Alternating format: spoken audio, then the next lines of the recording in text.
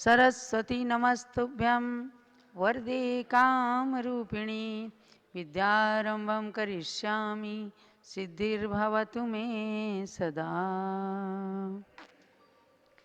अनंतानंत तीर्थंकरों की जन्मभूमि शाश्वत तीर्थ अयोध्या से आप सब ये स्वाध्याय करने जा रहे हैं। आचार्य श्री नेमिचंद सिद्धांत चक्रवर्ती मुनिराज के द्वारा रचित गोमट सार जीव कांड नाम की ग्रंथ का स्वाध्याय प्रारंभ हुआ है। ये 734 गाथाओं में रचित ग्रंथ है, किंतु पूज्यगणी ज्ञानमती माता जी के द्वारा केवल 173 गाथाओं का इसमें संकलन है, जो आप सब के लिए महान उपयोगी है और जीव तत्व की प्ररूपणा को कहने वाला है। 20 तारीख से प्रारंभ हुआ है, आज 24 नवंबर है। अब हम आ रहे हैं 5वीं गाथा पर। गोमट सार के मंगलाचरण के साथ स्वाध्याय प्रारंभ करते हैं। सिद्धम शुद्धम पणमीय जिनिंद वर्णेमि चंदमकलंकम गुणरयण भूषणोदयम जीवस्य परुवणम वोच्छम। जीव तत्व की प्ररूपणा को कहने की इच्छा व्यक्त करते हुए आचार्य देव ने भगवान नेमिनाथ के गुणों का वर्णन किया कि गुणरयण भूषण उदयम, जिनके अंदर गुण रत्न रूपी भूषण सदा ही उदय को प्राप्त रहते हैं, अर्थात जिनमें अनंत गुण विद्यमान हैं और उनके आगे से पीछे तक जहाँ से भी देखें तो गुणों के ही भंडार होते हैं, क्योंकि तीर्थंकर के समान इस धरती पर दूसरा कोई महान पुण्यशाली होता नहीं। वे तो गर्भ से ही मति श्रुत और अवधिक ज्ञान के धारी होते हैं और दीक्षा लेते ही उनको मनापर्य ज्ञान हो जाता है। तपस्या के पश्चात केवल ज्ञान हो जाता है और घातिया अघातिया कर्मों को नष्ट करके सिद्ध परमात्मा बन जाते हैं। ऐसे सिद्धों की श्रेणी में 22वें तीर्थंकर भगवान नेमिनाथ को अपना लक्ष्य बना करके और स्वयं नेमिचंद सिद्धांत चक्रवर्ती अपने नाम को सार्थक करते हुए जीव तत्व की प्ररूपणा को बताते हैं कि जीव को हम 20 प्ररूपणाओं के माध्यम से कहेंगे। तो उसमें गुणस्थान, जीव समास, पर्याप्ति, प्राण, संज्ञा, 14 मार्गणाएं और उपयोग, इन 20 प्ररूपणाओं के माध्यम से कहा है। तो सबसे पहले इस 5वीं गाथा के अंदर गुण स्थानों के नाम बता रहे हैं। आपने चौथी गाथा में गुण स्थान का लक्षण जाना, जैसा कि नाम से ही परिलक्षित होता है। गुण स्थान माने गुणों के स्थान हैं जो, और जो अवगुण से गुणों की श्रेणी सोपानों को चढ़ाते हैं वे कहलाते हैं गुण स्थान, और वे गुण स्थान 14 होते हैं। उन 14 गुण स्थानों की नाम 5वीं और 6ठी गाथा के अंदर आचार्य देव ने दिया है। यद्यपि इनका नंबर बड़े गोमट सार के अंदर और कुछ होगा, लेकिन इस गोमट सार जीव कांड सार की गाथाओं की श्रृंखला में 5 और 6 नंबर की गाथा के रूप में इन्हें प्रस्तुत किया गया है। मिच्छो सासण मिस्सो, मिच्छो सासण मिस्सो, अविरध सम्मोय देश विरदोया, अविरध सम्मोय देश विरदोया, विरदापमत्त इदरो, विरदापमत्त इदरो, अपूव आणि अट्टिसु मोया, अपूवाणी अट्टिसु मोया। एक साथ पढ़ेंगे गाथा। मिच्छो सासण मिस्सो, अविरध सम्मोय देश विरदोया, विरदापमत्त इदरो, अपूवाणी अट्टिसु मोया। मिथ्यात्वं शासनमिश्र अविरत सम्यक्त्वं च देशविरतश्च, वीरताः पमत्त इतरः अपूर्वा अनिवृत्ति सूक्ष्मश्च। इस गाथा में 10 गुण स्थानों के नाम दिए हैं, जिसमें पहला गुण स्थान है मिथ्यात्व। दूसरे गुण स्थान का जो शासन नाम दिया है, शासन माने साधन। और तीसरा है मिश्र गुण स्थान। चौथा अविरत सम्यक दृष्टि नाम का गुण स्थान। पांचवा देश विरत। छठा प्रमत्त विरत। सातवां इतरा माने अप्रमत्त विरत। और आठवां है अपूर्व करण। नौवां अनिवृत्तिकरण। और 10वां सूक्ष्मश्च, सूक्ष्म सांप्राय नाम का 10वां गुण स्थान है, यानी 10वें गुण स्थान का नाम है सूक्ष्म सांप्राय। आगे अन्य और 4 गुण स्थानों के नाम दिए हैं। वसंत क्षीण मोह, वसंत क्षीण मोह, सजोग केवल जिणो अजोगिया, सजोग केवल जिणो जोगिया। 14 जीव समासा, 14 जीव समासा, कमेण सिद्धायणा दवा, कमेण सिद्धायणा दवा। एक साथ पढ़िएगा था। वसंत क्षीण मोह, सजोग केवल जिणो जोगिया। 14 जीव समासा, कमेण सिद्धायणा दवा। यानी क्रम प्राप्त 11वें गुण स्थान का नाम है उपशांत मोह। 12वें गुण स्थान का नाम क्षीण मोह। 13वां गुण स्थान है सयोग केवली। और 14वें गुण स्थान का नाम है अयोग केवली। इस तरह से 14 जीव समासा, यानी गुण स्थान को जीव समास की भी संज्ञा प्रदान की है। ये सठखंडागम की धौला टीका आदि ग्रंथों के आधार से इसको दिया है। वहाँ पर गुण स्थान को जीव समास नाम से भी कहा है। तो 14 जीव समासा, ये 14 प्रकार के जीव समास यानी 14 गुण स्थान होते। जीव समास इसलिए कह दिया कि संक्षेप में इनमें जीवों के अस्तित्व का ही निरूपण किया जाता है। किसी अजीव के कोई गुण स्थान नहीं होता, जीव के ही गुण स्थान बनते हैं। कमेण सिद्धायणा दवा, ये क्रम से 14 गुण स्थानों के नाम बताए हैं। और उसके पश्चात सिद्ध भगवान, यानी 14वें गुण स्थान को पार करके, 14वें गुण स्थान को पार करके गुणस्थानातीत अवस्था सिद्धों की होती है। और गुणस्थानातीत हो करके हर परमात्मा सिद्ध परमात्मा बन जाते हैं, जो सिद्ध शिला पर विराजमान रहते हैं, अनंत काल तक विराजमान रहेंगे। और सिद्ध बनने के बाद कोई भी जीव वापिस संसार के अंदर आता नहीं। इसलिए उन्हें सिद्ध संज्ञा से संबोधित किया कि सिद्ध का मतलब जिनकी सारी कार्य सिद्ध हो गए। और सिद्ध का मतलब जिनका नाम लेने मात्र से संसारी प्राणियों के सारे कार्य सिद्ध हो जाते हैं। इसलिए बहुत सारे आचार्यों ने जब किसी ग्रंथ का शुभारंभ किया तो सिद्धि शब्द या सिद्ध शब्द से उन्होंने शुरू किया कि ताकि मुझे अपने कार्य में सिद्धि प्राप्त हो और ये कार्य निर्विघ्न रूप से सिद्ध हो सके।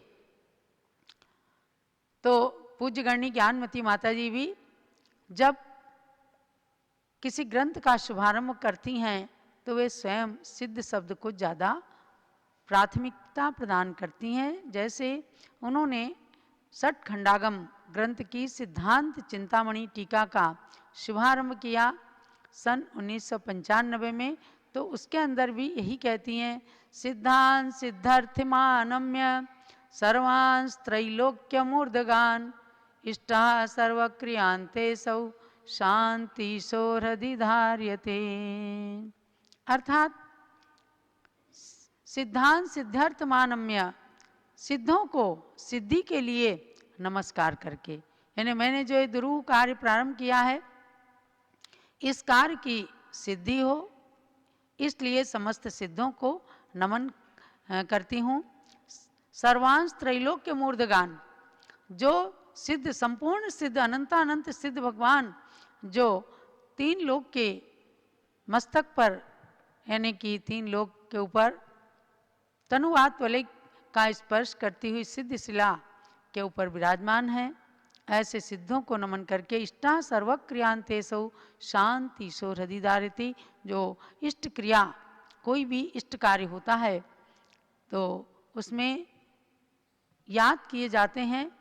जब भी कोई भक्ति पाठ होता है तो सबसे पहले उसमें सिद्ध भक्ति आती है और सबसे अंत में उसमें शांति भक्ति पढ़ते हैं और उसके बाद में प्रिय भक्ति समाधि भक्ति को पढ़ते हैं।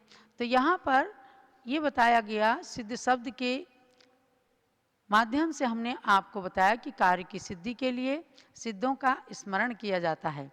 यहाँ आचार्य देव का कहना है कि क्रम से आप मिथ्यात्व से लेकर के और अयोग केवली तक 14 गुण स्थानों के नाम जाने और इन 14 गुण स्थानों से जो अतीत हो जाते हैं और ऊपर पहुंच जाते हैं वे जो हैं सिद्ध भगवान कहलाते हैं। वे गुणस्थानातीत होते हैं और समस्त अघातिया कर्मों का नाश कर देते हैं। तो आपको ये सुंदर सा चित्र दिख रहा है 14 गुण स्थान का, जिसकी सीढ़ियाँ नीचे से ही प्रारंभ होकर के ऊपर तक गई हैं।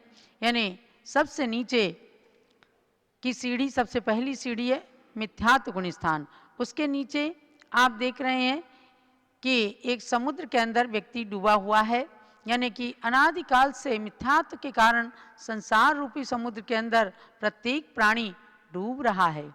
और जब उसे कुछ भी बोध आता है, यानी दर्शन मोहनी की कर्म प्रकृतियों को नष्ट करके जब वो पाए पे पैर रखना, सीढ़ियों पे पैर रखना शुरू करता है, तब उसके गुणस्थानों का शुभारंभ होता है। और धीरे धीरे करके जब गुणों में पारंगत हो जाता है तो वह मनुष्य ही एक ऐसा जीव है जो 14 गुणस्थान तक की सीढ़ियों पर पैर रख करके और मोक्ष महल के ऊपर पहुंच जाता है। इसमें बहुत सारी चीज़ें देखो, कितनी अच्छी अच्छी चीज़ें दिखाई हैं कि 5 गुण स्थान तक तो रंगीन कपड़े पहने हुए श्रावक श्राविकाएं दिखाए हैं कि अविरत सम्यक दृष्टि और देश विरत तक गृहस्थ लोग होते हैं। और उसके बाद नग्न दिगंबर मुनियों की श्रृंखला जो चली है, यानी 6ठे गुण स्थान से प्रमत्त विरत अवस्था प्रारंभ होती है जो मुनियों में होती है और मुनि ही आगे की गुण स्थानों में चढ़ सकते हैं। कोई भी श्रावक 5वें गुण स्थान से ऊपर नहीं जा सकता, ऊपर मुनिगण ही जाते हैं। और फिर एक तरफ आपको दिख रहा है कि उपसम श्रेणी के ऊपर मुनिराज चढ़ रहे हैं। तो उपसम श्रेणी में देखो 2 मुनिराज नीचे की सीढ़ी पर हैं उपसम श्रेणी में, और 2 मुनिराज ऊपर की श्रेणी में है। तो जो उपसम श्रेणी में मरण को प्राप्त हो जाते हैं वे जाकर के 5 अनुत्तर विमानों में जन्म ले लेते हैं। और जो मुनिराज उपसम श्रेणी से मरण को प्राप्त गिर जाते हैं तो वो आकर के फिर से 6ठे 7वें गुण स्थान में आ जाते हैं, या 5वें 4थे में भी आ जाते हैं, या मिथ्यात्व में भी आ सकते हैं। इन सब सिद्धांतों को भी इस चित्र के माध्यम से दिखाया गया है। और जो आगे छपक श्रेणी पर चढ़ते चले जाते हैं तो वो 12वें गुण स्थान को पार करके और सहयोग केवली गुण स्थान में जाकर अरहंत अवस्था प्राप्त कर लेते हैं। पुनः 14वें गुण स्थान पर जाकर एकदम क्रम से ऊपर अर्धचंद्राकार सिद्ध शिला है, जहाँ पद्मासन और खड्गासन मुद्रा में सिद्ध भगवान विराजमान हैं। ये आपको दिखाया गया चित्र 14 गुण स्थान का। ऐसे ही अनेक सिद्धांतों को चित्रों के माध्यम से भी प्रस्तुत करते हैं और ग्रंथ में तो आचार्य देव के द्वारा वर्णन किया ही गया है। आप encyclopediaofjainism.com के अंदर जब जाएंगे तो ऐसे तमाम सिद्धांत और प्रथमानुयोग, करणानुयोग, चरणानुयोग, द्रव्यानुयोग का स्वाध्याय आपको करने को मिलेगा। ये भी जो चित्र दिखाया गया ये encyclopediaofjainism.com के अंदर प्रदर्शित किया गया है, प्रस्तुत किया गया है, उसी को यहाँ पर हमारी ब्रह्मचारिणी बहन ने दिखाया है आपको। अब आपको जानना ये है गुण स्थान कितने हैं, गुण स्थान कितने हैं, 14। तो 14 की संख्या पहले याद रखें और फिर 14 के नाम आपको याद रखना है। तो अब इसके अंदर बताते हैं कि जो 5 नंबर की गाथा में चौथे गुण स्थान के साथ जो अविरत शब्द दिया गया है, मिच्छो सासण मिस्सो अविरत सम्मो, तो अविरत शब्द जो दिया गया है उसको बताया ये अंत दीपक है।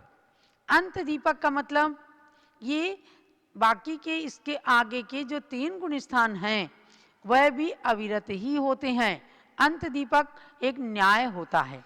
जैसे कोई हॉल है, कोई कमरा है, मंदिर है, तो उसमें आगे से प्रवेश करते हैं, बिल्कुल पीछे कोई दीपक रखा हो तो पीछे के दीपक से आगे का भाग भी प्रकाशित हो जाता है। ऐसे 2-3 न्याय हैं, अंत दीपक, आदि दीपक और मध्य दीपक। तो ये अंत दीपक इसलिए है कि प्रारंभ के 4 गुण स्थान जो हैं उसमें चौथे में अविरत दिया है, बाकी में नहीं दिया है, तो वे 3 गुण स्थान भी अविरत ही हैं, यानी चारों गुण स्थान अविरत वाचक हैं। तो ये अंत दीपक न्याय है। और उसके बाद फिर विरदा पमत्त इधरो यानी छठे गुण स्थान में प्रमत्त शब्द है, प्रमत्त गुण स्थान से जो विरत शब्द है उसके अंदर, तो उससे आगे जानना कि सारे के सारे आगे के गुण स्थानवर्ती विरत माने त्यागी ही रहते हैं, संसार शरीर भोगों से विरक्त ही रहते हैं। तो छठे गुण स्थान से मुनियों की श्रेणी शुरू होती है, जो संसार शरीर भोगों से विरक्त हो जाते हैं, विरत हो जाते हैं, त्यागी हो जाते हैं, उनके लिए विरत शब्द का प्रयोग किया। तो ये है आदि दीपक।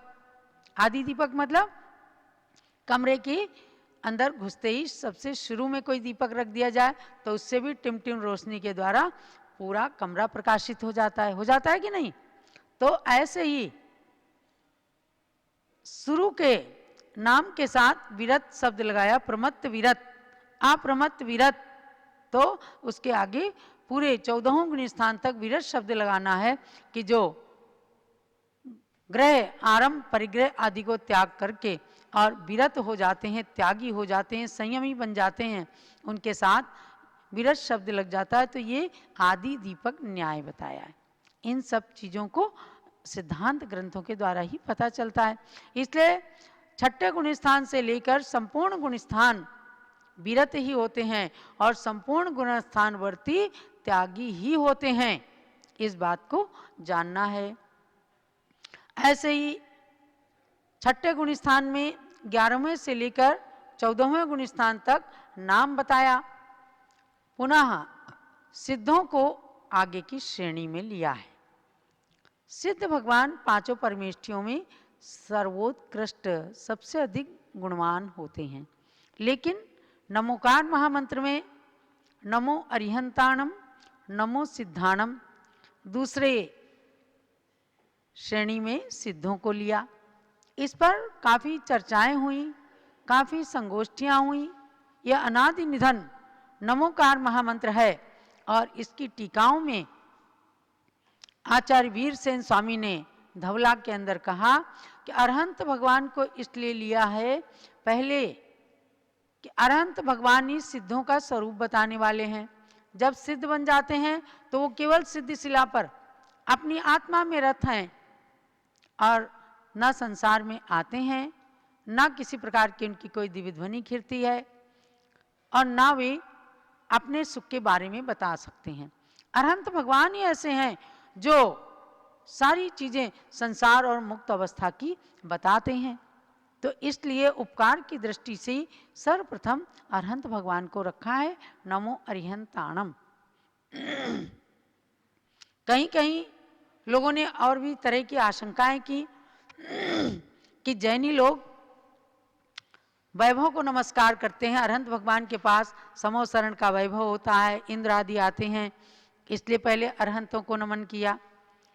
ये कारण केवल एक कारण नहीं है, ये तो है कि 100 इंद्रों से वंदित हैं भगवान। सिद्ध बनने के बाद फिर उनकी वंदना के लिए आने वाले देवता इंद्र कभी दिखते नहीं, लेकिन अरहंत भगवान 100 इंद्रों से भी वंदित हैं, तीनों लोकों के द्वारा वंदनीय है, और उसके साथ उनका जो परम उपकार संसारी प्राणियों पर रहता है कि वो अरहंत और सिद्ध अवस्था को प्राप्त करने की विधि बताते हैं। नीचे से लेकर सव साउणम आर्याणम उज्जाणम सबको बताते हैं कि किस प्रकार से आप संसार से मुक्त हो सकते हैं। तो संसारी और मुक्त इन दोनों जीवों के लक्षण को बताने वाले अरहंत भगवान ही हैं। इसलिए उनको नमोकार मंत्र में पहले पद में नमस्कार किया गया। इससे ये नहीं समझना है कि अरहंत भगवान सिद्ध से बड़े हैं। सिद्ध भगवान चूंकि 8 कर्मों से रहित हो जाते हैं, इसलिए वे ही बड़े होते हैं। तो इस सूत्र में जो कमेण शब्द है उसका मतलब क्रमेण, अर्थात उससे ये सूचित होता है कि जीव के सामान्यतया 2 भेद होते हैं, संसारी और मुक्त जीव। मुक्त अवस्था संसार पूर्वक की होती है, कोई सदा शिव नहीं है। जो संसार में आए हैं वही मुक्त होंगे, वही सिद्ध होंगे। तो संसारी और मुक्त ये 2 अवस्थाएं हुआ करती हैं।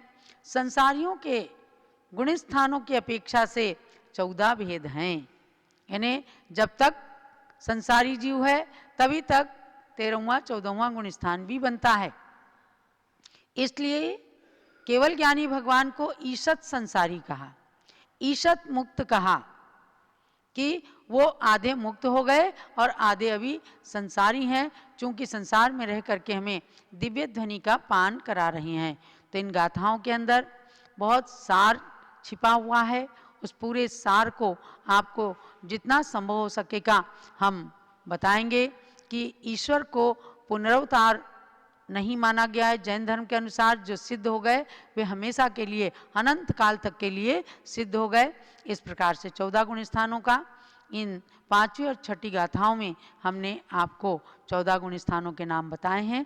आगे क्रम से एक एक गुण स्थान के लक्षण को आप जानते रहिएगा और इसी प्रकार स्वाध्याय करके अपने ज्ञान को वृद्धिंगत करें। यही आज के स्वाध्याय का सार है।